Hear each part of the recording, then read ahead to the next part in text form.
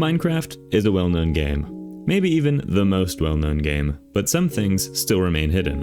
One of these things is the hardest difficulty in the game. Well sure, hard difficulty. That's a good start. The standard enemies have more health and deal more damage. Oh, and then there's hardcore, which introduces permadeath. But let's push it even further. Ultra hardcore. Perfect. It's really that simple. Ultra hardcore is permadeath hard difficulty Minecraft with no health regeneration, and I'm gonna defeat the Ender Dragon. I mean, come on. How hard could it be? So first things first, I need to find a village. Actually, I'm gonna run around and try to find multiple villages. The key things that I need to find in villages are food, which is self-explanatory, iron golems, which I can gather iron from, brewing stations, which we will need later for potions, and villagers, which I can trade with to get much of what I need to defeat the Ender Dragon. Oh, hold on, I have the default Steve skin. I need to change it to something more sturdy, the most rock-solid person that I can think of. Nice. While I'm running around looking for villages, I'm also going to keep an eye out for pumpkins, which will be my main mercantile export in my quest for purchasing power, and sugarcane for books, because knowledge is power. And also, oxeye daisies? Yes, that's right, in ultra hardcore Minecraft, oxeye daisies are the key to survival, because I will need them to make suspicious stew. Each different suspicious stew recipe has a different effect, and the oxeye daisy stew gives you regeneration for a couple seconds, so I can manually heal myself. Also a part of the suspicious stew recipe will be red and brown mushrooms, which can be found in either a mushroom biome or a dark forest biome. I then find a ruined portal, which gives me some armor and some weapons to use for now, but ruined portals also sometimes have gold, which I'll need for potions and trading with piglins. A few nearby villages have some brewing stands, and I grab some reeds. And after all that, I find a nice plains village to settle down in and start a family. So I make my reed farm, and I pick my favorite house and dump all of my stuff. The next day, when I'm out exploring, I find some dripstone, which I will use to make infinite lava sources. If you place cauldrons underneath dripstone that is dripping lava, in due time it will create a cauldron of lava, which will give me infinite fuel and a way to safely get iron from iron golems. See, I could kill iron golems with a sword, but that would probably backfire and end the run. But using lava doesn't make them angry at me, so I can get free iron. Accidentally hitting a villager or an iron golem is legitimately a huge risk in hardcore. So now I get started on a giant pumpkin farm because I'm gonna need a lot. And done. Just how I imagined it. I gather up all the beds in the village and I build a little hotel for the villagers in the middle of their village. And I ring the bell, which makes all of the villagers go to their beds. And now this is where they will live the rest of their lives.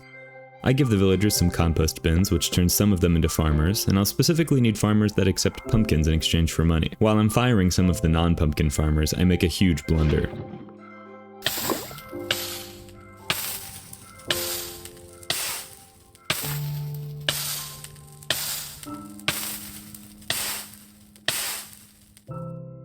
That was a close one. And I decide it's urgent that I find mushrooms to finish my suspicious stew. I find a spruce forest that has some brown mushrooms, but no red ones. I travel through the cold and the rain and make an arduous journey across the ocean, but it finally comes into view. Sweet, sweet red mushrooms.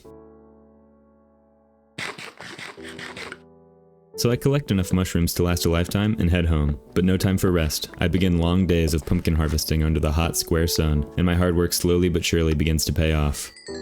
For now, I can collect iron as needed, but I'll eventually get around to making an automatic iron farm. I set down a blast furnace so that one of my villagers turns into an armorer, and I buy a bunch of useless junk from them just to level them up. Days go by, and at max level he sells diamond armor, but regular old diamond armor isn't gonna do it. We need to enchant it, and the easiest way to go about that is to buy enchanted books from librarian villagers. So basically, I'm just gonna set down these lecterns and check the trades I get and break them over and over and over and over again until I get all the books that I want, which are, for my armor, protection 4, which decreases the damage that I take, for my boots, feather falling 4, which decreases my fall damage, for my sword, sharpness 5, which increases my damage, and looting 3, which increases the number of items that monsters will drop, for my bow, power 5, which gives increased damage, and infinity, which gives me infinite ammo. And for everything, mending and unbreaking 3, which basically makes all of my stuff indestructible.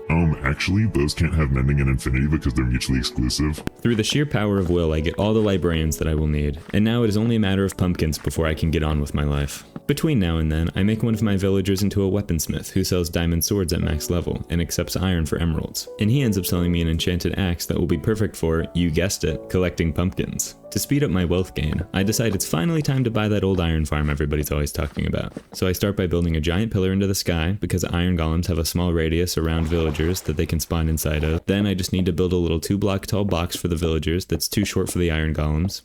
and use the old bell and bed trick to get the villagers in position to float them up into their new home.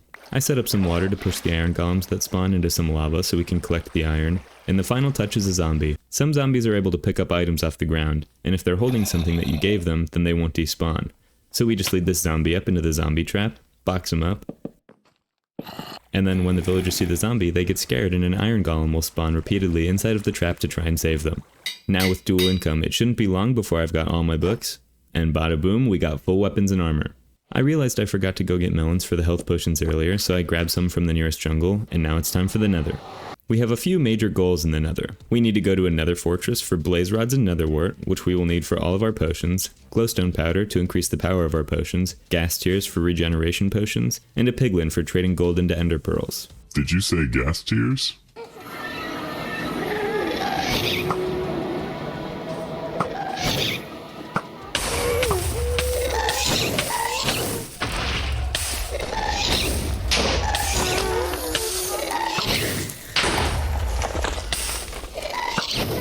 So we got the gas tears, and I towered up and got some glowstone, and while that may have seemed like a terrible nether spawn, it was actually very close to a bastion. So I trapped this piglin, and I give him all of my gold, and the little piggy doesn't even give me a single ender pearl. He gave me a couple fire resistance potions, which is okay, but I'm just gonna have to go kill endermen because this is not worth it. So now I have to find another fortress. I can't find one near my portal, so I just start tunneling in one direction until I find one. Here I got so caught up killing this gold skeleton that I didn't even realize I was looking right at a fortress. I make my way down to it and I grab some netherwort. And then I use my fire resistance potion from the piglin and start building a box around the blaze spawner so that I can use my looting 3 sword on them.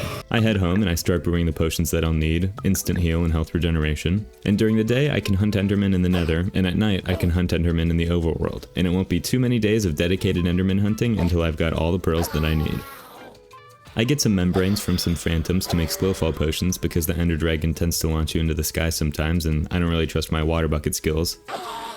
And that's the last enderman, and that's it. I'm ready to head for the end portal. I grab everything I need and I let the eyes lead the way. Eventually I throw an eye and I completely lose it, but that's the sign that I've arrived. So I dig a responsible staircase and eventually I find the stronghold. I spend my fair share of time wandering around until I find the portal room, and I fill in the blank spaces of the portal. Alright, this is it. If I die during this fight, this was all for naught.